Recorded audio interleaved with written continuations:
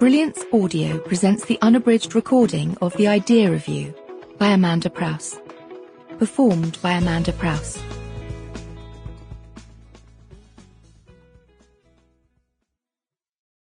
The Idea Review is dedicated to every woman who has known the pain of miscarriage, who has felt her hopes and dreams of motherhood end without warning.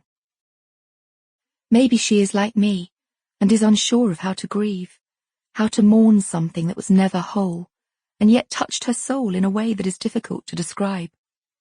I still think of all my little miracles who brought me joy and sadness in equal measure, and undoubtedly shaped the woman I became.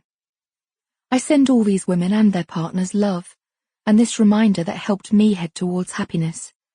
It is always darkest before the dawn. Don't give up.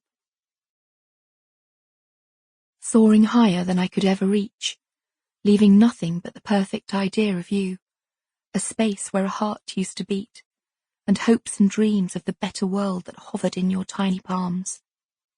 I cannot forget the frail longing for time to hold you skin to skin, and to watch you take shape, the solid you, made of love and pride, and things that were no match for the wings that you grew too soon.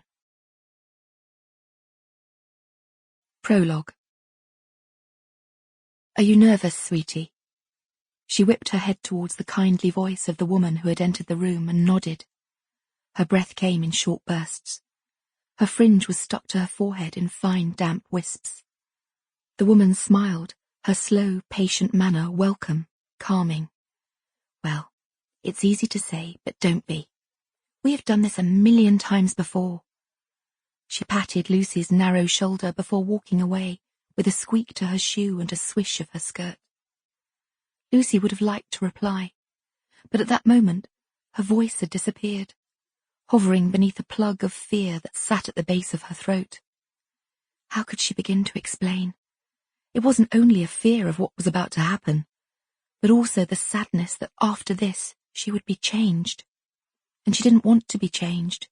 She liked being like this. She liked it very much.